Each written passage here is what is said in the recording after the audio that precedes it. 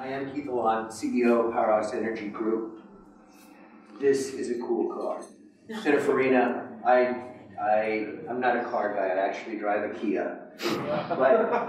But you look at this and you think, wow, that's the future. And what's interesting about that car is that it too is electrically powered. Only it's powered using the electrical capabilities of hydrogen and a hydrogen fuel cell. And this is going to be part of our future. I think that it's great to be part of this discussion around electric vehicles and battery-powered vehicles as things expand. The reality is that we're all in this room involved in resources.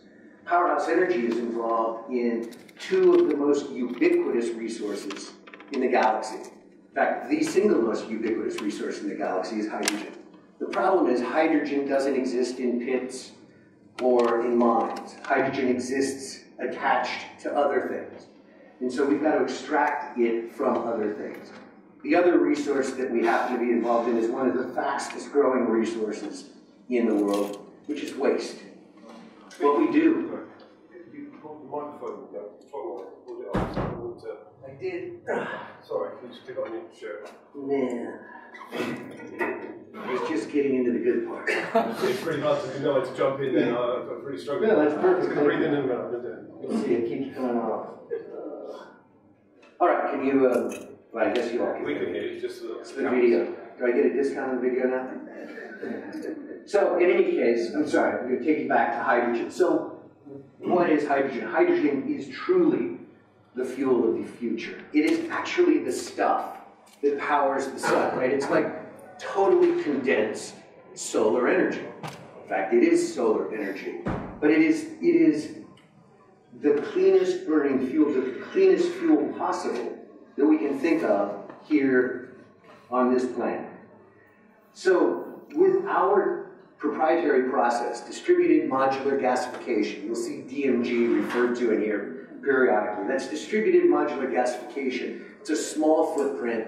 It allows us to build our plants like with Lego blocks and bring our solution to where the problems lie. So the problems of excess waste, the problems of plastic that you've heard plenty about, that we can take and extract that hydrogen component from the plastics and make it worth something and provide an energy source for our planet that has a zero carbon footprint.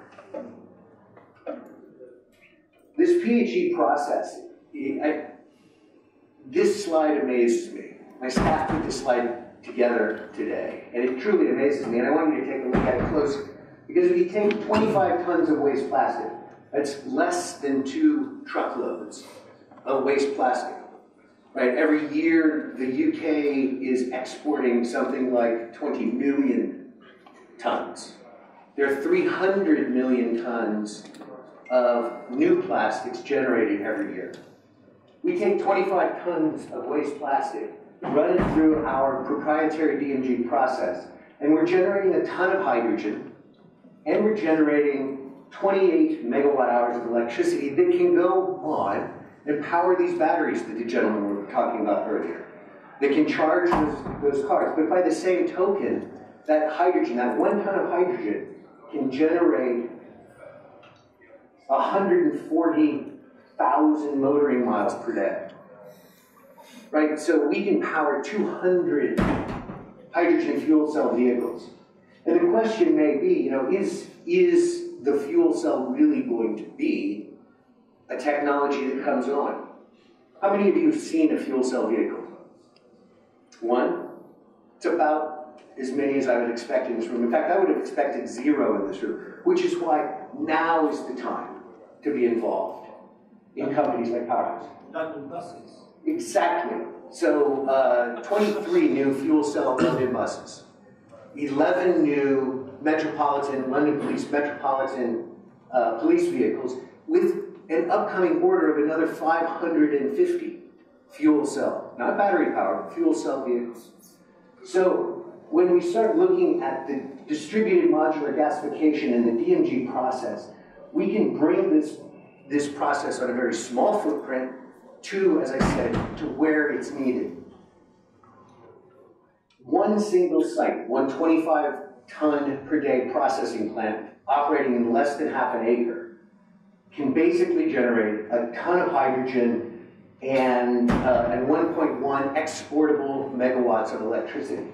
So if you do the math on these things, they're substantially profitable because our capex in building them is extremely low. One of the things that we've done is we've taken years in the journey to get to where we are to take the complex and make it very simple.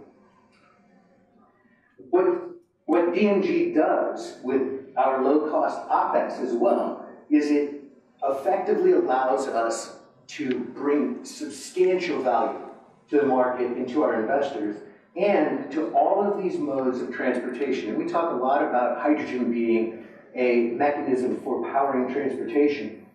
It is truly going to be one of the futures of our transport. So currently, hydrogen is being sold for about 12 to 15 pounds per kilo, and a kilo is effectively a gallon equivalent. We can sell it profitably at 5 pounds per kilo because we can create it far more inexpensively than existing mechanisms. Additionally, if one looks at the ecological footprint, the CO2 footprint of the mechanism by which 95% of the hydrogen is produced today, we're 16 times more beneficial to the environment. We produce 1/16 the amount of CO2 that steam methane reformation produces. We produce 1/5 the amount of CO2 that electrolysis produces, if it's using regular power off the grid. So the environmental and the economic advantages should be obvious to a group this smart. This is an important slide when you start looking at battery. So a BEV is a battery electric vehicle. This is what the gentleman was talking about earlier. And there are going to be some real challenges. I was listening to somebody from Scottish Power last week, talking about the implications to the grid, implications to the infrastructure that exists both here in the UK and elsewhere to try to charge vehicles. And when we start looking at having a 25% incursion of electric vehicles, that's only going to happen by 2040 or so, simply because the infrastructure for the grid doesn't exist. It will melt the grid if everybody went home and tried to... I'm back, sorry. It's on my computer. If everybody went home and tried to charge their car, what they'd find is that the grid would stop operating. But we're going to be looking at a market growth rate that is substantial. So the expectation by KPMG, and more importantly, not just KPMG, but the survey subjects that they engaged with, were the executives of automobile companies, the people who are actually chartered with making investments in the future of their companies. So we've seen maps of where in Europe and where in the world people are making investments. They're making a bet that fuel cell vehicles are going to catch up and exceed the growth, substantially exceed the growth of battery-powered vehicles in very short order. If you look at the trajectory there, you're looking at 2018 and fuel cell vehicles and the kinds of investments that are being made. 10 billion euros being invested into Germany hydrogen infrastructure. Hundreds of billions are being invested worldwide in hydrogen fuel cells. So there are some substantive advantages to things like battery electric vehicles. You can absolutely recharge it at home if you happen to have the infrastructure to allow you to do that. The vast majority of houses do not. The vast majority of apartment blocks do not. And you're looking at really expensive electricity in most cases. There are some negatives about batteries. There are some substantive positives about hydrogen. The hydrogen issue is developing an infrastructure, making the UK pipeline, for instance, hydrogen capable. Hydrogen is the tiniest molecule available, and so it actually escapes through standard pipelines. And it embrittles steel, and it does a variety of things that have to be overcome. We manufacture hydrogen, or we produce hydrogen from a waste material for which we get paid, and we deliver that hydrogen where it's needed. Our intent is to join this, this hydrogen refueling station network over the next 2 years. So our first commercial facility is being built in the northwest, up between Manchester and Liverpool, and that'll be operational by the end of 2018. By 2030, we're looking at another 1,000+ hydrogen refueling stations here in the UK.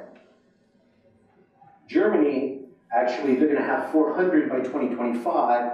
The vast majority of them are underway today. There's something like 2 refueling stations being built now every month. So the global demand for hydrogen is growing dramatically. Fuel cell power, if one looks at stationary fuel cells, last year there were 65,000 hydrogen fuel cells delivered. A very small portion of those were delivered to mobile companies, or companies that were focused on delivering transport. Our belief is that transport is the sector that is going to take the most advantage of hydrogen. Currently, hydrogen is used in oil refineries predominantly. 50% of the world's hydrogen is used in oil refineries. 50% is used in chemical reactions. We believe that a substantial portion of hydrogen is going to start being used in transport, in industrial transport, in HGVs, in refuse trucks, and, as the gentleman pointed out, in buses, in public transport. We're engaged in a number of tenders with a company called Wrightbus, in which we're looking at providing a turnkey solution to sell a number of buses, say 35 buses, coupled with a hydrogen fueling station to a number of the capitals in the EU. They're focused myopically on the decarbonization of public transport in the EU. It's become a major concern, a major health concern, a major economic concern, because it's having major deleterious impact on the population there. So where are we? We've just gone through, as I said, a journey. And that journey has now put us into our first commercial project. We're in the process of planning and permitting on a site that has been provided to us by Peel Holdings out of Manchester. And as I say, we anticipate commercial operations beginning by the end of 2018. So if we look at hydrogen, and we look at the DMG model, the small-scale footprint Legos that you can click together and make operate, we believe that ultimately we're going to be able to deliver not 1 or 2 or 5 or 10 of these, but literally hundreds of these, built on skid mounts that we can deliver at site and can commission together, lock them together like Lego blocks, and commission within 30 days. So we're looking at rolling these out as part of the hydrogen fueling station model, and being able to eliminate waste plastic from where it's being generated nearby, and also utilizing end-of-life tires. Any high caloric feedstock will be adequate for our needs. The important thing to recognize is that hydrogen is an incredibly powerful fuel. And if one were to look at the power of hydrogen in transport, if you look at the plastic in a half-liter bottle, the plastic in a single half-liter bottle would transport you 40 meters. So you think about that, that's a long ways to push your car, 40 meters with the plastic from a single half-liter bottle. Megawatts of electricity that we can export, which we can use to power electrolysis to create more hydrogen, or we can power 750 homes nearby.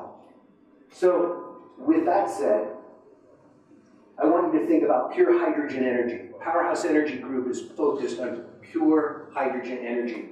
We're not here to raise money, we're here to raise awareness. And I thank you for your attention.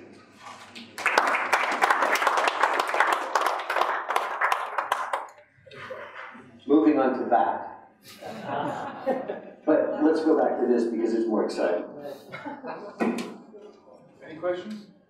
Yes? Hydrogen is one of the most explosive things. Yes. And in the early part of the 20th century, those big blimps. The dirigibles. Yeah, they all exploded and killed lots of people. How do you manage? They didn't all explode. Some of them did. Yes, but you know what? They killed a lot of people. The ones that did explode. Okay, yes. So how do you manage that? Number one, the health and safety regulations around hydrogen are very stringent. And so it's like managing an oil refinery. Petrol is substantially more dangerous as a fuel than hydrogen is. The vast majority of the flames that occurred in things like blimp explosions were from the doping that was put on the outside of the canvas covering of those blimps. That doping was an oil-derived product that massively accelerated things. When hydrogen explodes, it's like flash powder.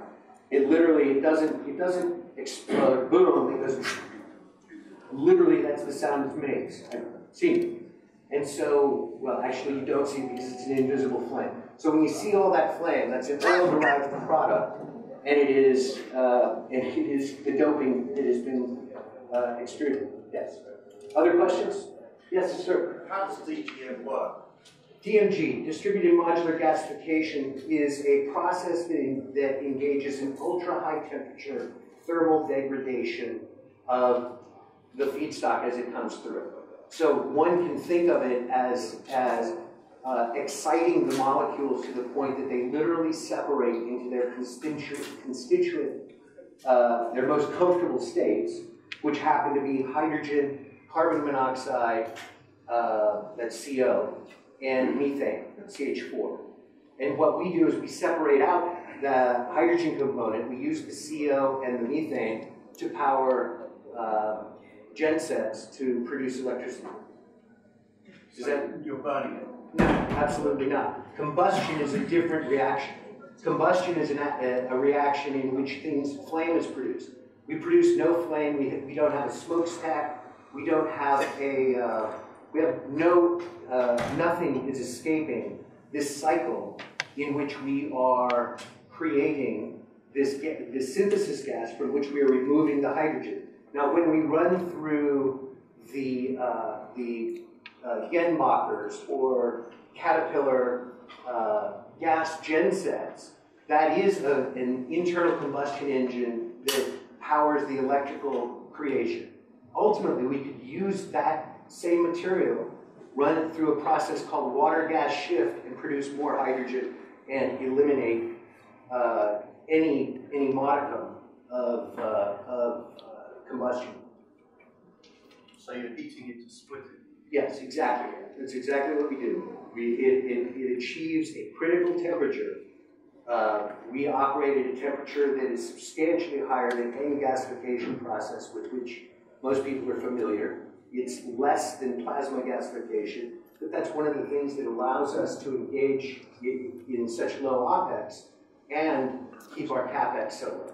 So what's your unique IP that makes this potentially successful versus other pure hydrogen sources? The process by which we're able to produce hydrogen. The gentleman asked, what's our unique IP? Our unique IP is actually 10 plus years of research and development coupled with control systems and know-how to make this thing work in a way that generates more hydrogen than people have ever seen before in this type of a process. And so, will people be able to copy us ultimately? Absolutely. There are many, many things. There are a dozen pieces of the project that we could be patenting, but we're not engaged in a patenting process right now. One, it's extremely expensive. And two, you're opening the kimono to the world, saying, oh, by the way, here's how we operate our magic. So that affords people the opportunity to then work around anything you've created because people are clever enough to do that.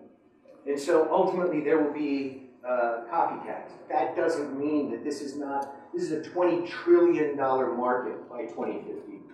And, I'm sorry, $2 trillion market by 2050.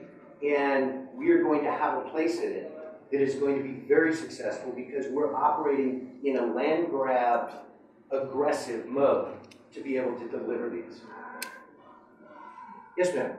Will you be licensing the technology? That's an interesting question. Perhaps. So we've got a number of business models that we're pursuing: build, own, operate, joint ventures, and then outright licensing or selling the technology to people who are operating transfer stations or something of that nature. So selling into places where recycling happens, for instance. A lot of people don't realize, that recycling stations, they still, a station that's operating something like 100,000 tons a year is still generating 25 to 30 tons a day of non-recyclable plastics. This is the kind of stuff that we here in the UK, used to ship off to China and say, hey, that's recyclable. The reality is it's not. So we can take that non-recyclable plastic, in fact, that's our target, is the non-recyclable plastic, and extract the energy out of it. Just squeeze the last little bit of energy out of it in a way that's extremely environmentally friendly and extremely economically beneficial. Other questions? Yes, sir. You mentioned London buses and Wrightbus. Yes.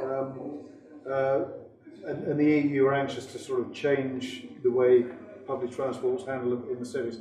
Are there any sort of grants available in that regard? As a matter of fact, our partner that we just announced this past week, Tresoil in Romania, has successfully acquired 120 million euros worth of grants during their career in working in the alternative energy field. They are our project identification and grant writing partner for the EU. We're likely to establish an EU-based office as well as our London and Chester-based facilities, simply because we have no idea what Brexit's going to bring and what kind of challenges that's going to create. So we're prepared to be prepared. And the fact is, there is political will behind eliminating non-recyclable plastics, eliminating end-of-life tires, eliminating a lot of these things that are currently still going to landfill, need to be diverted from landfill. And we can take low calorific value products as well. They will generate a little bit less hydrogen. But nonetheless, we can divert from landfill, we can eliminate waste where that waste is created, and we can generate both electricity and hydrogen from that process. Did you have a question, sir? Yes. Yeah, you talk about plastic all being one thing. Yes. But actually there's like a million different types of plastic. Yes. How do you turn all those million different types of plastic into one thing at the end? That's a great question. So the reality is there are millions of if one thinks about the plastics in the waste streams, from the films to the pipes to the projector covers to the auto shredder residue to all of these different kinds of things, but material recovery facilities, these MRFs as they're known in the waste industry, material recovery facilities are chartered with separating all of those plastics, and they find the ones, computers find on a line that's going 20 miles an hour, computers find the plastics that are recyclable and separate those. And so at the end of the MRF line, you end up with a pile of stuff that's not recyclable. And so that is the fraction of the waste stream that we're eager to take. One of the reasons we're eager to take it is because there's a fee for taking it, anywhere between 50 and 200 quid, depending on what per ton, depending on the makeup of the plastic. We're one of the few mechanisms that can adequately deal with PVC in eradicating PVC plastic in the process. So we can take up to 10% PVC in our feedstock and still produce at an economical rate. Anything else? People want dinner? I think it's, thank you. All right. Thank you all for your attention. Good night.